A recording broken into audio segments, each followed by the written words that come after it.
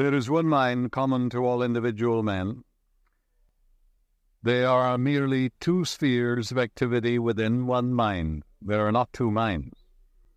Your conscious mind is the reasoning mind. It is that phase of mind which chooses, weighs, dissects, analyzes, investigates, scrutinizes, comes to conclusions and decisions.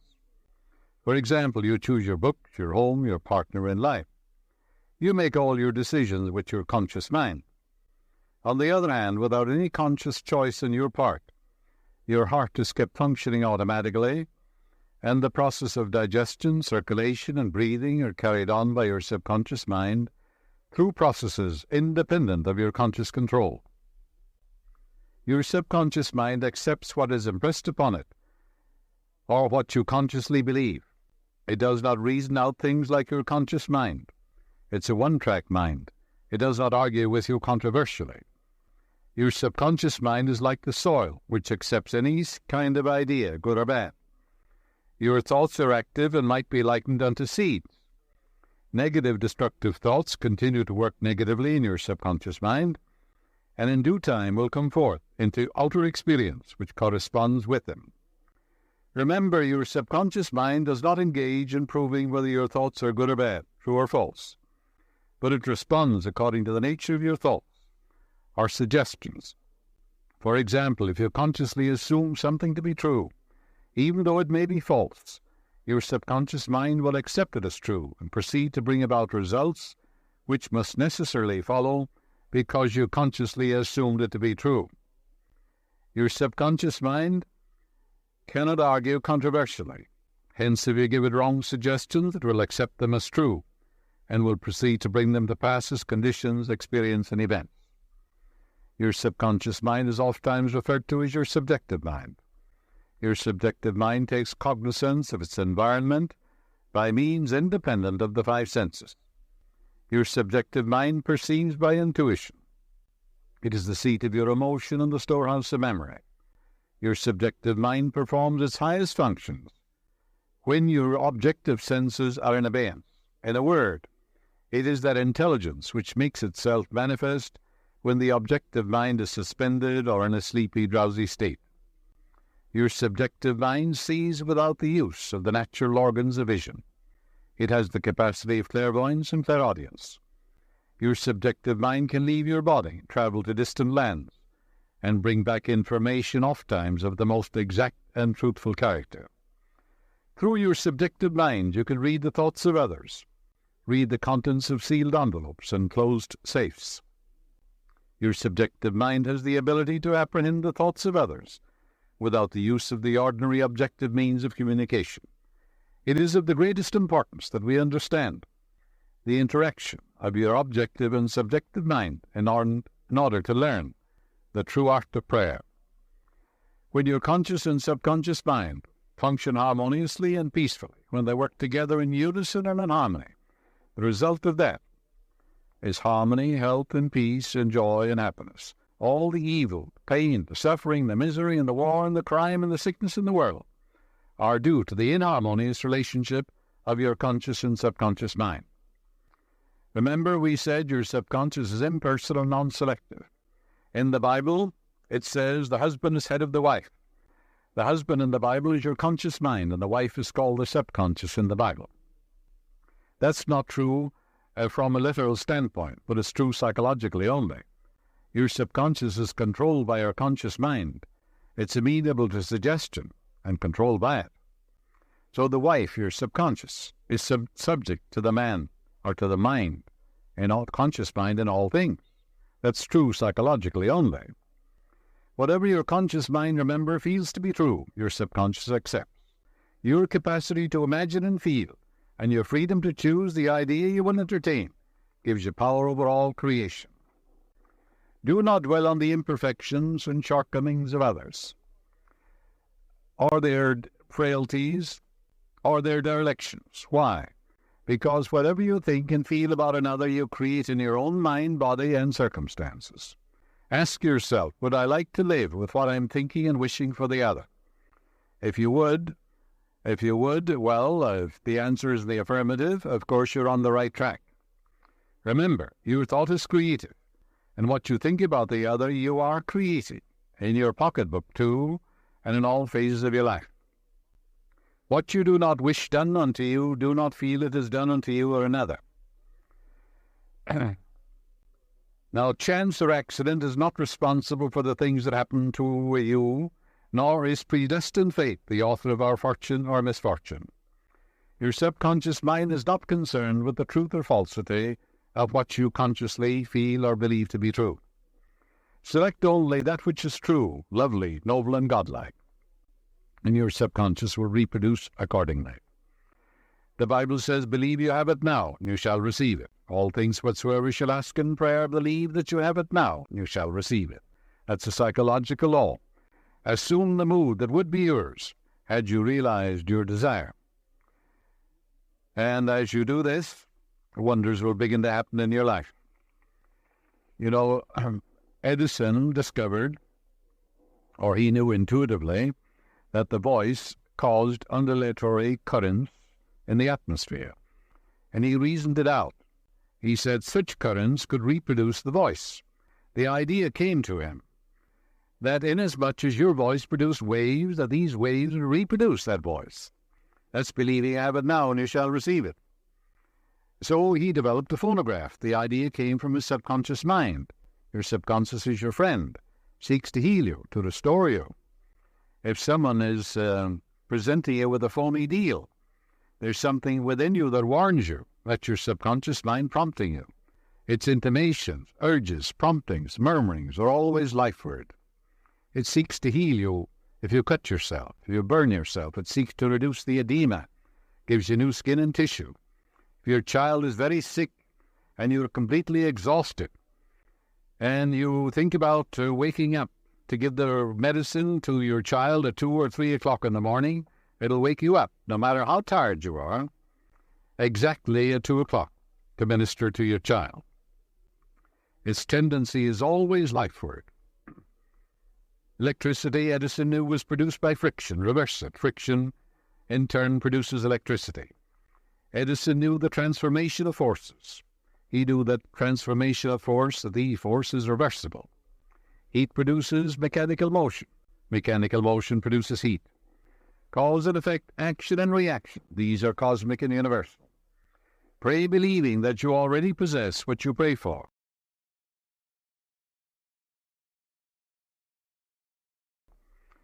Yes, it will come to pass. This is the law of inverse transformation. For example, if the sale of your home brought a certain amount of joy, satisfaction, elation into your mental atmosphere, then a feeling that would be yours if you realized it would also produce that. In other words, that feeling or that mental state captured in your imagination and feeling must produce the sale of the home. Because if the sale of the home, actual sale of it, brought a certain joy and satisfaction to you, then reverse it. Capture the feeling, the mood that would be yours if you sold it. By imagining the check in your hand, giving thanks for it, depositing it in the bank, doing the things you would do were your home sold, all in your mind or your imagination, and then that attitude of mind will produce it. Awaken within yourself the feeling that would be yours if you now realized your desire, and that feeling will produce it. The young boy, a Malay boy, who wanted to go to a certain college, had difficulty, and was rejected. And I said to him, you understand this law of inverse transformation? How would you feel if they accepted you now? You went in to see this man who rejected you and said, well, we've changed our mind. We've looked over your qualifications and you are accepted. He said, I'd feel happy. I'd call up my dad. I'd feel wonderful. Well, I said, as you go to sleep at night, feel that I'm congratulating on your acceptance and your marvelous success in the college. Imagine you're also talking to your dad and telling him you've been accepted. And you're going in there now in your own mind. And this man is saying, well, you're accepted. It's wonderful. All right, you can capture that feeling, that in your imagination, that inner mood. And he did that, and he was accepted. Yes, the feeling of the answered prayer, if assumed and sustained, must objectify the answer to your prayer. So that's the meaning. If he calleth things that be not as though they were, the unseen become seen. If a physical fact can produce a psychological state, then that psychological state can produce a physical fact. That's the meaning of all things whatsoever you shall ask in prayer, believing. Believe that you have it now and you shall receive it. How can you believe you have it now? Well, the reality of it is an idea, isn't it? A mental picture in your mind. So you accept the mental picture, dramatize it, feel the reality of it, rejoice in it, believe in the law of growth, knowing that the seed you put on the ground will grow if you nourish it, sustain it, water it, and fertilize it. The philosophy of 6,000 years has not searched the chambers and the magazines of the soul. Emerson said that. Your mind your consciousness is the sum total of all your subjective and objective impressions and awarenesses. Your mind is a medium of ideas. It's a collection of impressions. Some are good and perhaps some are not so bad. And your mind, therefore, is a medium for all sorts of impressions, and your mind should be open only to ideas which heal, bless, inspire, elevate, and dignify your soul. For ideas are our masters. Ideas generate emotions. The reason there is so much misery in the world is the ideas many men hold are completely false. And these emotions get snarled up in the subconscious, and they must have an outlet. And being of a negative nature, it must be a negative outlet. Watt saw the steam coming out of the kettle. He was a Scotchman, mechanic. His mother was making a cup of tea, and he saw the result of the steam forcing the lid up. He began to think, what would happen if I harnessed that steam? Tremendous power there. All he had was an idea. He began to think about it from all angles. The idea came from his subconscious mind to force steam into a cylinder, which contained a piston. The expansion forced the piston back and drove the wheels. That was the beginning of the steam engine, which revolutionized industry all over the world. When a man says it can't be done, it was never done before, it's impossible. Remember, the science of aerodynamics states that the bumblebee cannot fly because its wingspan is too short and its weight is too great for it to fly. But the bumblebee doesn't know what's in the textbook, so it goes ahead and flies. So when someone says it can't be done, the man who knows the power of his imagination, of the great friend within him, says, what does he say? It says, I'm going to do it. It can be done. And the subconscious, which is his friend, responds to him and brings it to pass in a wonderful, wonderful way. Here's a friend also for a band. Someone mailed me this clipping. It's an unknown Mexican, it says, from the Copley News Service. And he was praying for wealth. That is, he wanted money to do the things he wanted to do. Obviously, he was poor, according to the article. And in a dream, he sees the Virgin, because he had gone to Guadalupe to pray.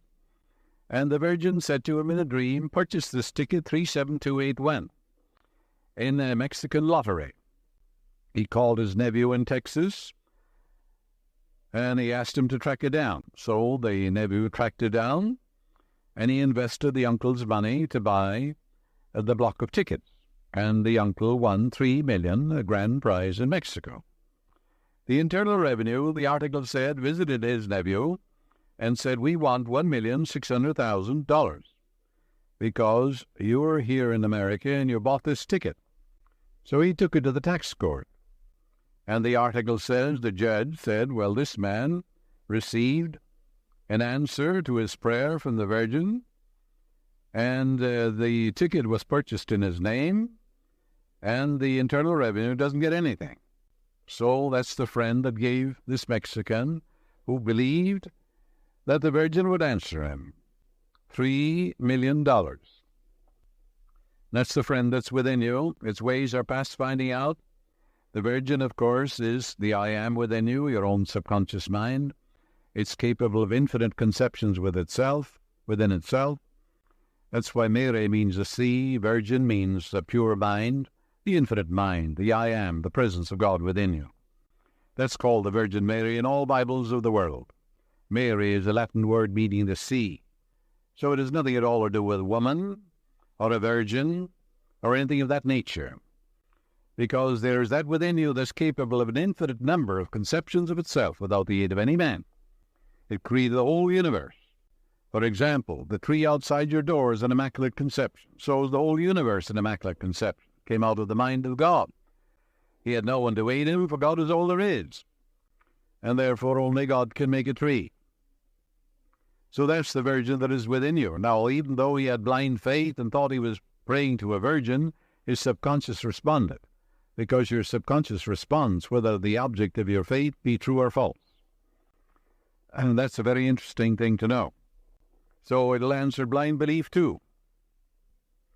The subconscious mind, in your subconscious mind, there is an intelligence and wisdom which comes to the aid in emergencies when a direct demand is made upon it. And there are many, many such instances where scientists, for example, have received answers to their prayers when they couldn't get an answer any other way. Nicholas Tesla, a brilliant electrical scientist who brought forth the most amazing innovations, he said when an idea for a new invention came into his mind, he would build it up in his imagination, knowing that his subconscious mind would reconstruct and reveal to his conscious mind all the parts needed for its manufacture in concrete form. Through quietly contemplating every possible improvement, he spent no time in correcting defects, and was able to give the technicians the perfect product of his mind. He said, "Invariably, my device works as I imagined it should. In 20 years, there has not been a single exception." His subconscious mind gave him the answer to all his inventions. A famous chemist, Frederick von Stradonich, used his subconscious mind to solve his problem as follows. He had been working laboriously for a long time, trying to rearrange the 6 carbon and 6 hydrogen atoms of the benzene formula. He was constantly perplexed and unable to solve the matter. Tired and exhausted, he turned the request over completely to his subconscious mind.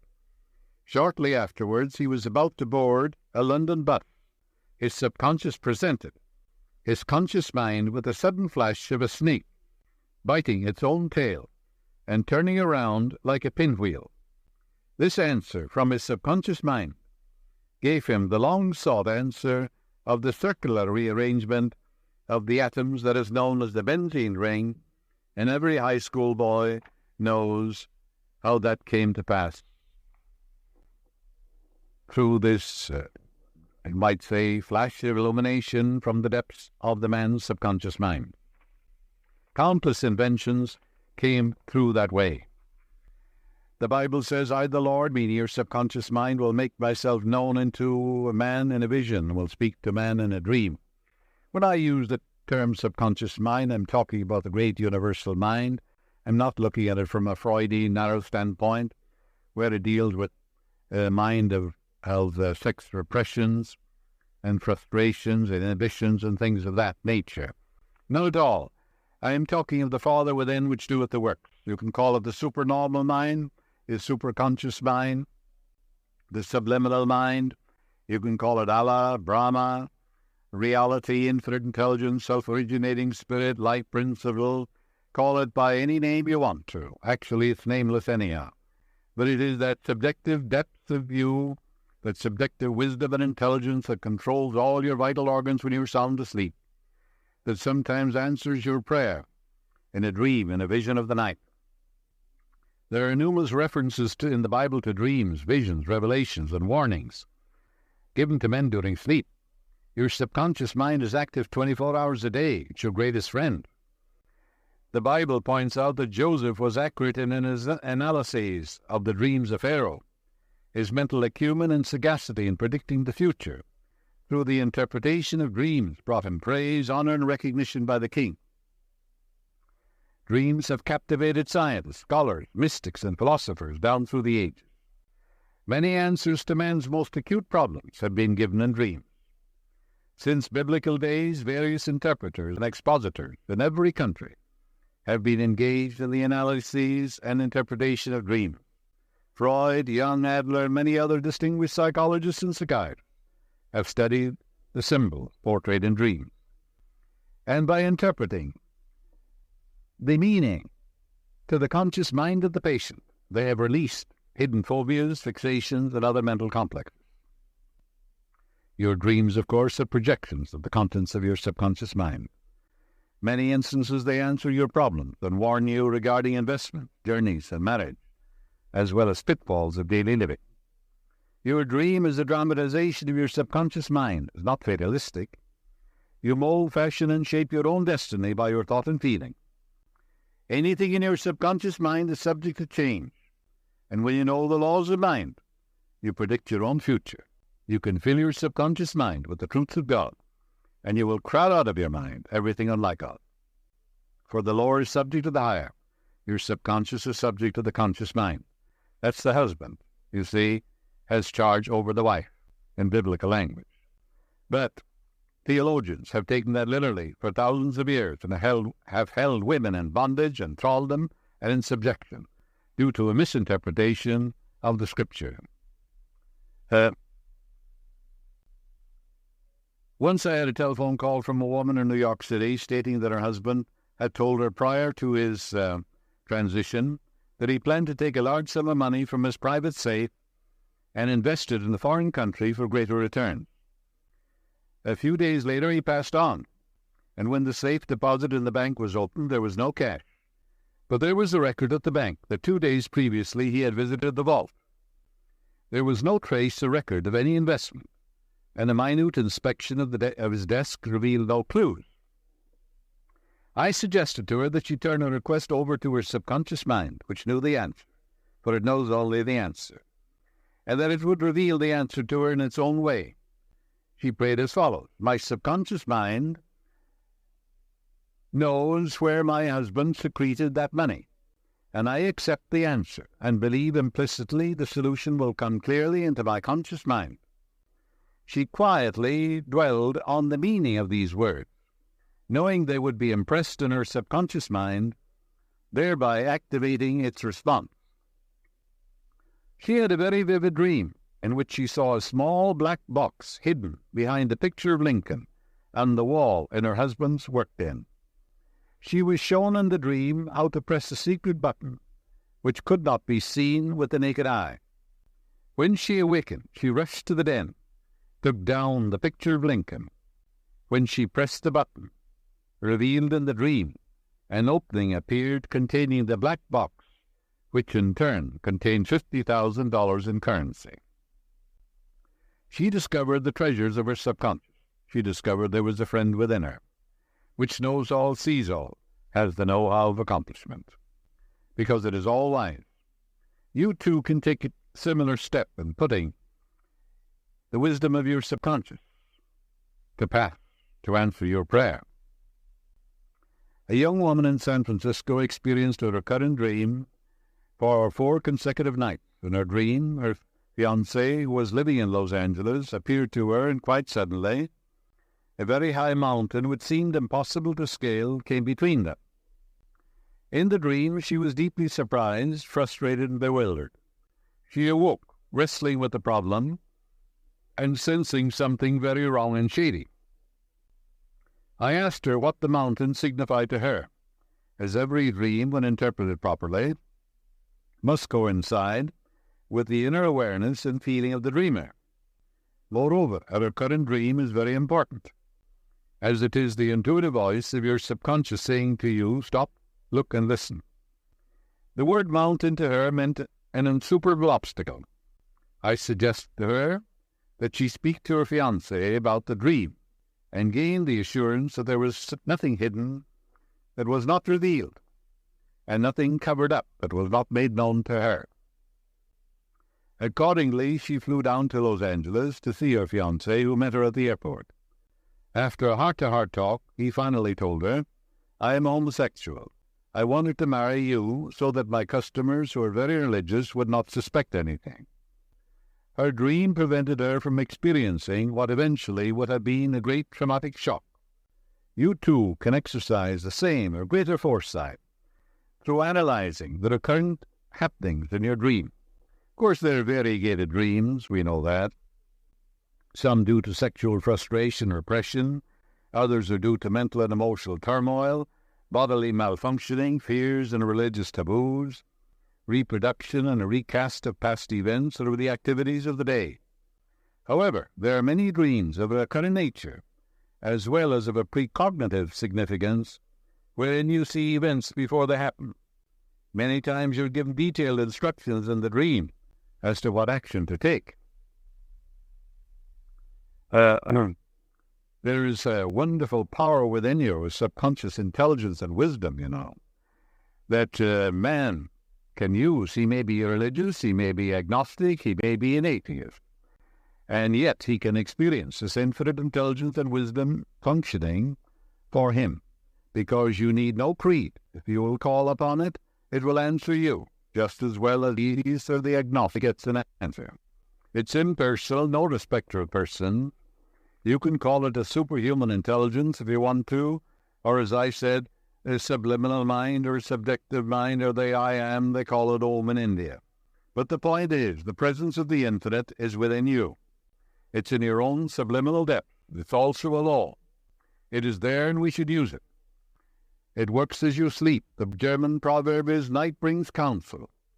Your body doesn't rest. Your heart and all the vital organs are working while you're sound asleep. Your conscious mind is in abeyance. You turn away from the vexations and the strife and the contentions of the day. But 2/3 of your life is controlled by the 1/3 in sleep. What do you go to sleep with every night? Go to sleep in the feeling that you're a tremendous success, that you're absolutely outstanding. If you have a problem, contemplate the solution. Say, infinite intelligence gives me the solution. I accept the answer. It comes to me in divine order. So that subjective self of you corrects the errors of the day and anchors your thought to the supreme intelligence within you. In other words, the ancient Hebrews said you participate in the wisdom and the foreknowledge of the gods when you're sound asleep, because healing currents are released when you're asleep. The Bible says, He giveth His beloved in sleep. I lay me down in peace to sleep, for Thou, Lord, maketh me dwell in safety. Arthur Rohr, a great industrialist, a business tycoon, when he has a conference, and there's a very important decision to be made, he closes his eyes, relaxes, let's go, and his associates do the same thing. They get quiet and still. What are you supposed to think about? That there's an infinite intelligence within them that knows the answer, knows what's best for the organization, knows the right decision, for there's nothing it doesn't know, and therefore they contemplate that right decision, the harmonious solution, the creative idea, in the quietness of their own mind. In that quietude and that relaxed state, the wisdom of the subconscious rises to the conscious mind, when the conscious mind is in abeyance, and he gets marvelous results. Then when they open their eyes, they know the decision to make, and it's always right. Because when your motivation is right, your decision will be right. If your motivation is wrong, no matter what you do will be wrong. And therefore, when you're asked to make a decision, well, ask yourself, what is my motivation? Looks good to me, and that proposition he made looks sound. I prayed about it. Infinite intelligence guides me, directs me what to do, and it reveals to me the answer. Then it looks good to you, and your motivation is right, and whatever you do will be right, because it will be right action for you.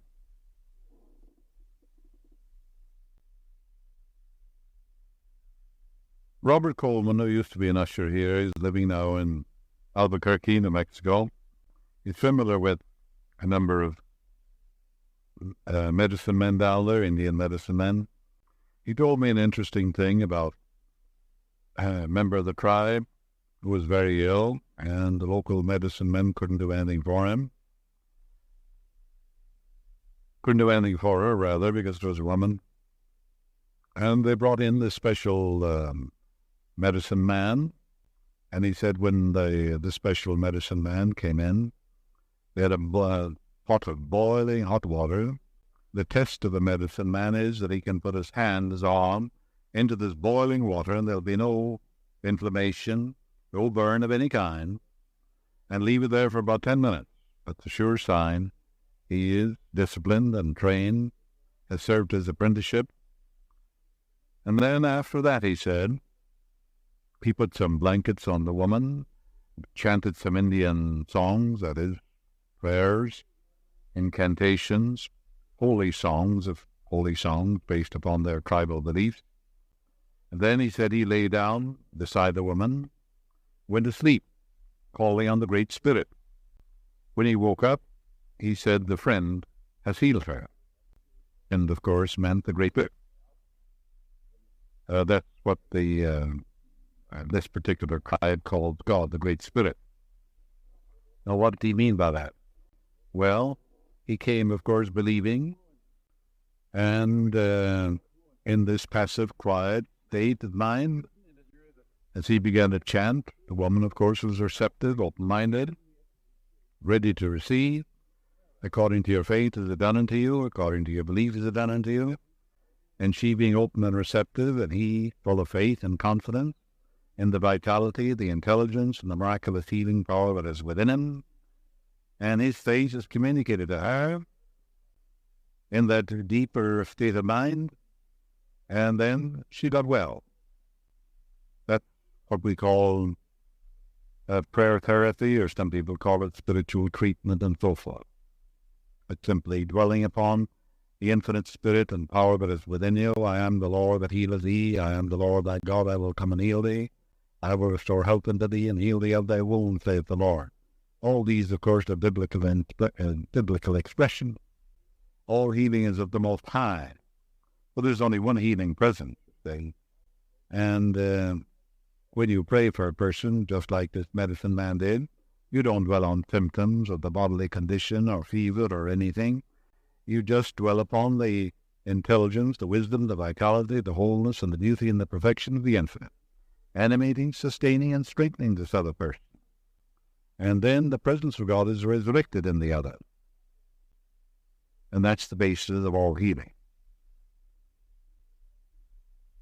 Dr.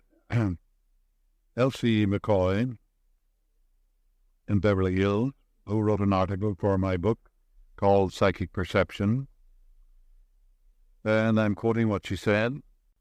She was engaged to a very wonderful surgeon in Chicago.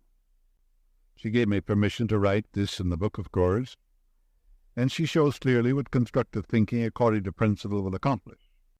She has studied extensively in Europe and Asia. In her early days was engaged to a prominent surgeon in Chicago. They were separated by over 1,000 miles due to their different assignments. She operates in Beverly Hills.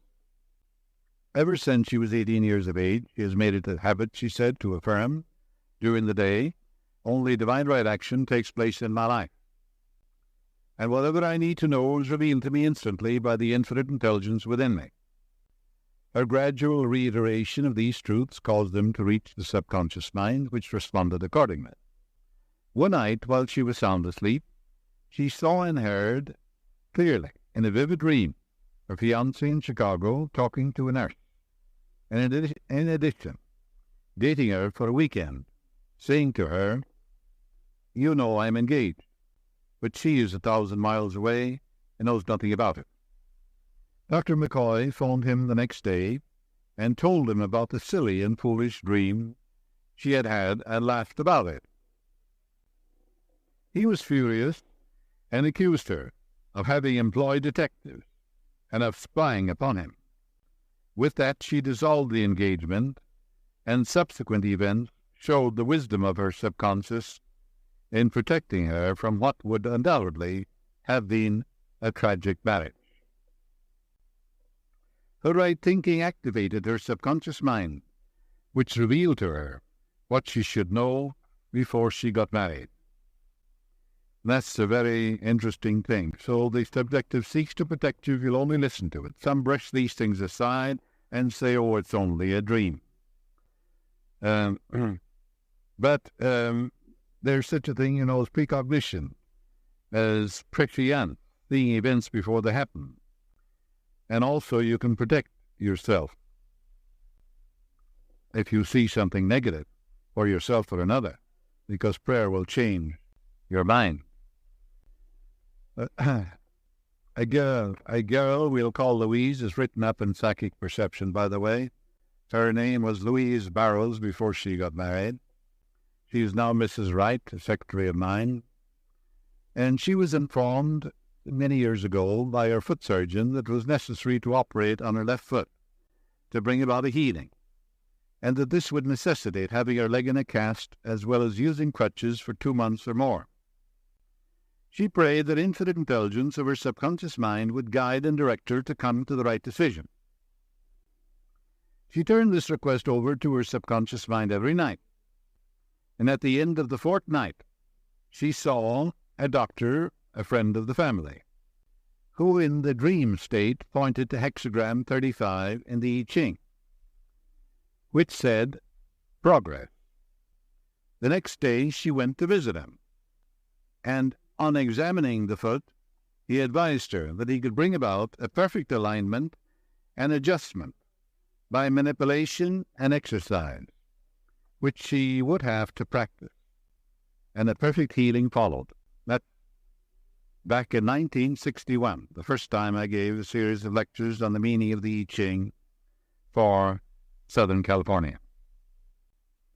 Actually, I think I was the first to introduce it here. The subconscious mind usually speaks and reveals answers symbolically. Louise, having taken 2 classes on the I Ching with the speaker, became absorbed and engrossed with its scientific and metaphysical approach to life. And undoubtedly her subconscious knew she would follow the directions of the hexagram. But it always speaks to you in a way, in a voice, in a symbol that you will follow and understand. It will not speak to you in a voice of someone you dislike or you disapprove of.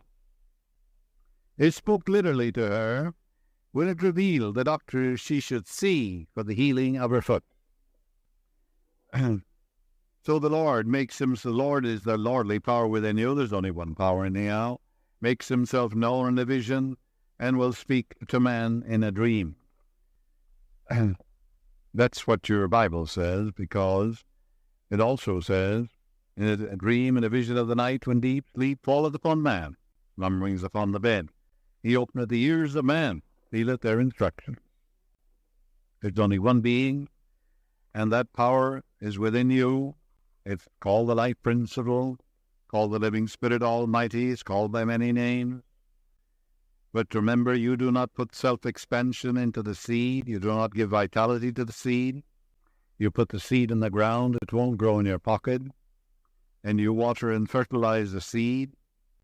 And as Judge Trord, the author of inimitable textbook, says, your quiet contemplation of your desires and accomplished fact is the way to pray.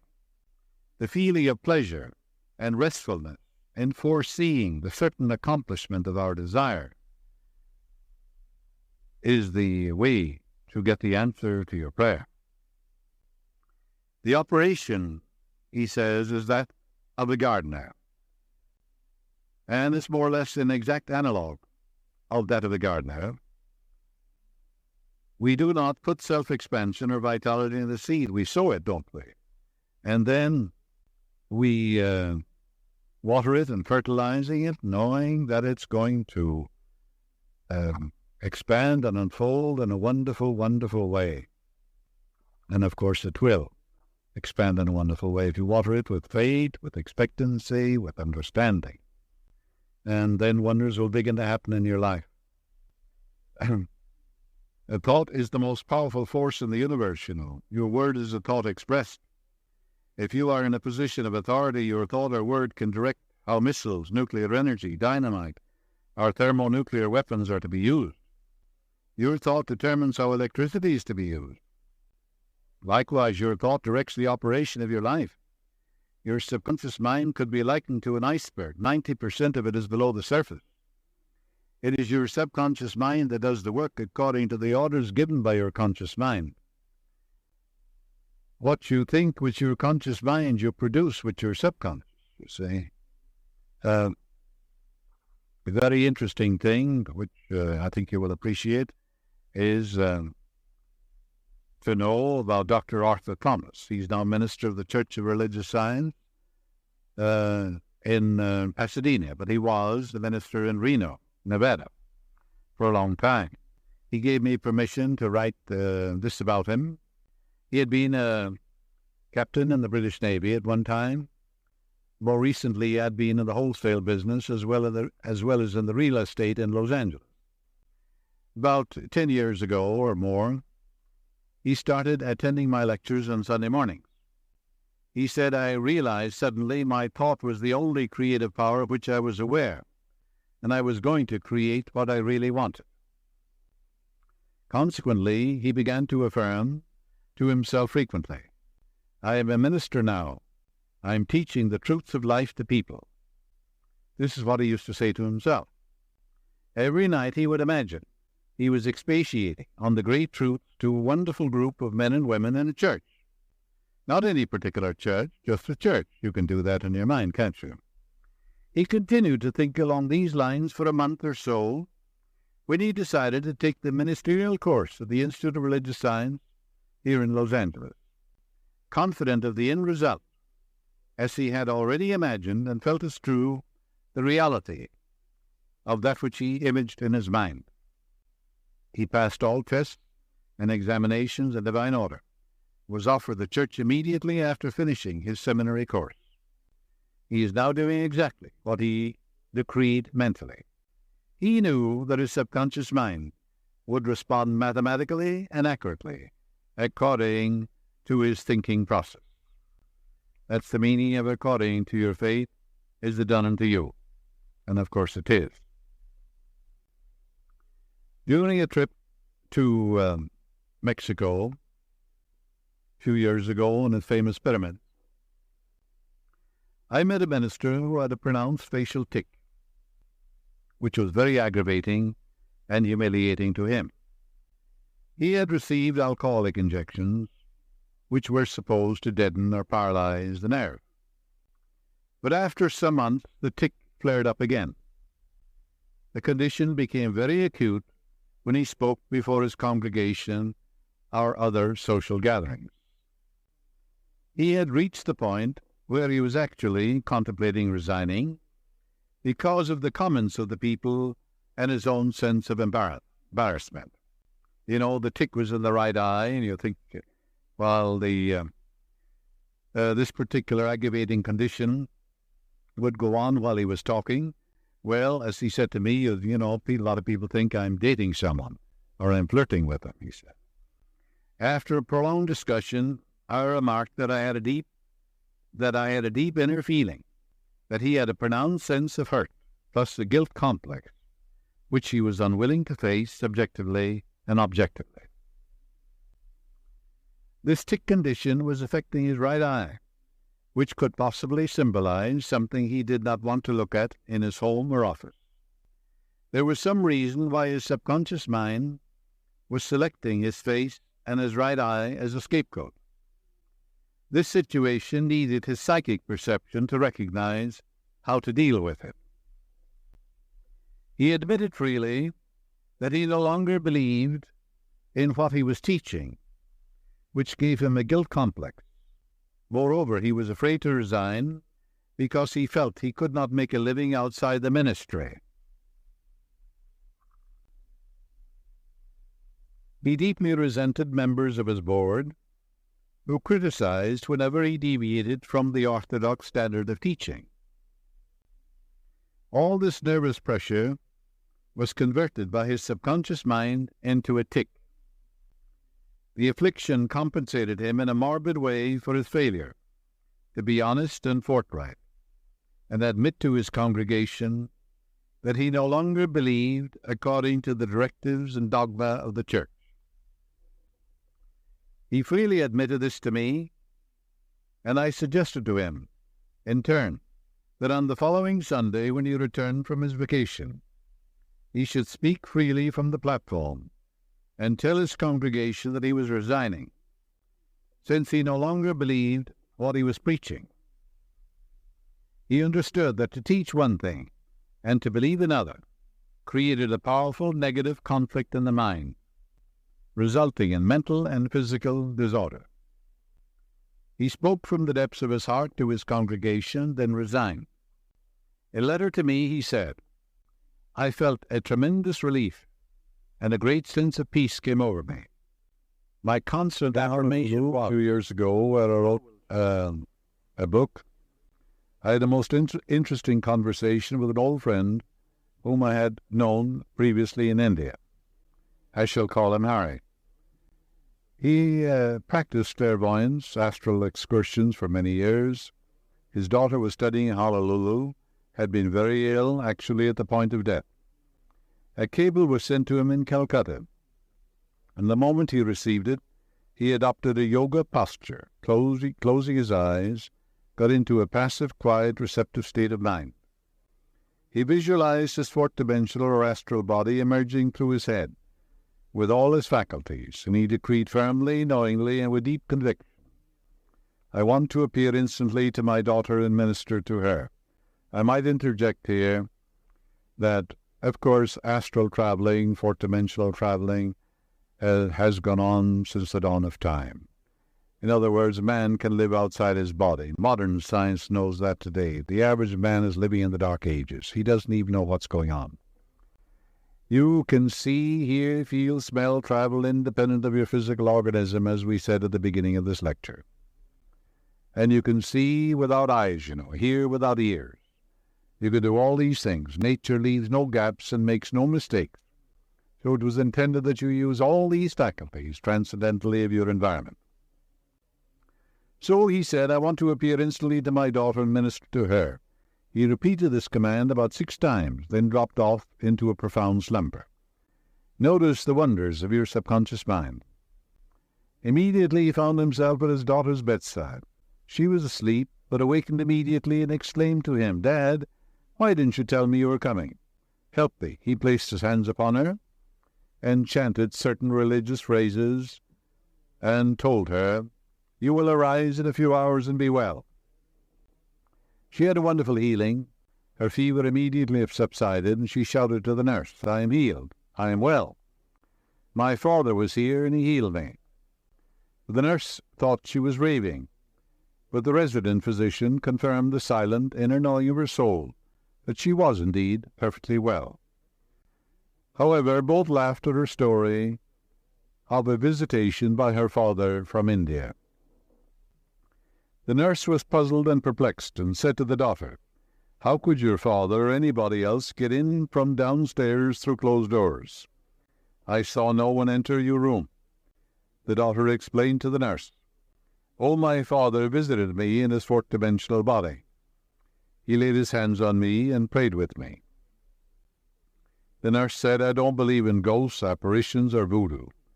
The girl realized that further explanations would be useless. Harry said that he was perfectly conscious all the time. Considering the distance between Calcutta and Honolulu and the time difference, he discovered that he'd been absent from his physical body just 10 minutes in all. Harry is a medical doctor, has tremendous faith in spiritual healing, is very familiar with the many schools of healing. He realized his presence gave a tremendous transfusion of faith, confidence, and courage to his daughter, which impregnated her subconscious mind, and according to his belief and that of his daughter, it was done unto her. These are the wonders of the friend within you. That's the deeper mind. Your subconscious mind is never short of ideas. There are within it an infinite number of ideas ready to flow into your conscious mind and appear as cash in your pocketbook in countless ways. This process will continue to go on in your mind regardless of whether the stock market goes up or down, whether the pound sterling or dollar drops in value. Your wealth is never dependent on bonds, stocks, or money in the bank. These are really only symbols, necessary and useful, but only symbols. So as you go to sleep at night and you say to yourself, wealth, success, wealth, success. Well, you admit there is such a thing as wealth. You admit there is such a thing as success. The infinite can't fail. The infinite is within you. You're born to win. You're born to succeed. Just take these 2 words. What happens? They activate the latent powers of your subconscious, and you're compelled to succeed. You're compelled to be wealthy. The point I wish to emphasize is that if you convince your subconscious mind that wealth is forever circulating in your life and there's always a surplus, you will always and inevitably have wealth regardless of the form it takes. It has taken the form, as you know, the amalgam of copper and tin or zinc or something right now. It hasn't any intrinsic value. You use a piece of paper, don't you? The only value it has, the value that we place upon it. The government says this $10 bill will buy so many oranges and all that. All it is a piece of paper. It isn't even silver. It's not even gold. There are people who claim that they're always trying to make ends meet. They seem to have a great struggle to meet their obligations. Have you listened to their conversation? In many instances, their conversation runs along this vein. They're constantly condemning those who have succeeded in life and who have raised their heads above the crowd. Perhaps they are saying, "Oh, that fellow has a racket, he's ruthless, he's a crook." This is why they lack. They're condemning the thing they desire and want. The reason they speak critically of their more prosperous associates is because they're envious and covetous of the other's prosperity. The quickest way to cause wealth to take wings and fly away is to be envious, jealous, or criticize and condemn others who have more wealth than you. You can rest assured that that will impoverish you and bring more and more lack into your experience. There is one emotion which is the cause of the lack of wealth in the lives of many people. Most people learn this the hard way. It is envy. If you see a competitor depositing large sums of money in the bank, and you have only a meager amount to deposit, does it make you envious? The way to overcome this emotion is to say to yourself, "Isn't it wonderful? I rejoice in that man's prosperity. I wish for him greater and greater wealth." And you're selfish when you do that, because what you're wishing for him, you're creating in your own mind, body, and experience. To entertain envious or jealous thoughts is devastating, because it places you in a very negative, destructive position. Wealth flows from you instead of to you. If you are ever annoyed or irritated by the prosperity or the great wealth or success of another, claim immediately that you truly wish for him greater wealth and success in every possible way. This will neutralize the negative thoughts in your mind and cause an ever greater measure of wealth to flow to you by the law of your subconscious mind. If you are worried and critical about someone whom you claim is making money dishonestly, cease worrying about him. You know such a person is using the law of mind negatively. The law of mind takes care of him. Your Bible tells you, "Fret not about evildoers and the workers of iniquity," in your 37th Psalm. So read the 37th Psalm. It's a great eye-opener, you know. Be careful not to criticize a man for the reasons that we just said.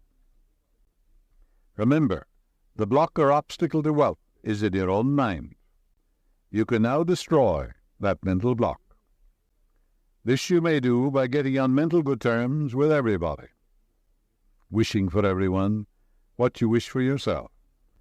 And as you do, wonders will begin to happen in your life. It is your right to be rich, you know. You're here to lead the abundant life. You're here to be happy, radiant, and free. You should therefore have all the wealth you need to lead a full, happy, and prosperous life. Of course you should. You're here to grow, expand, and unfold spiritually, mentally, materially, and professionally. You have the inalienable right to fully develop and express yourself along all lines. You should surround yourself with beauty and luxury. Why be satisfied with just enough to go around when you can enjoy the riches of your subconscious mind? Yes, make friends with money, and you will always have a surplus. Your desire to be rich is a desire for a fuller, happier, more wonderful life. It is a cosmic urge. It is not only good, but very good. Money is a symbol. It means to you not only freedom from want, but beauty, luxury, abundance, and refinement. It's a symbol of the economic health of the nation. When your blood is circulating freely in your body, you're healthy. When money is circulating freely in your life, you're economically healthy. Engage your friend. Your friend is your subconscious. Will give you all the wealth you need to do what you want to do when you want to do it. When people begin to hoard money or put it away in tin boxes and become charged with fear, there's economic illness.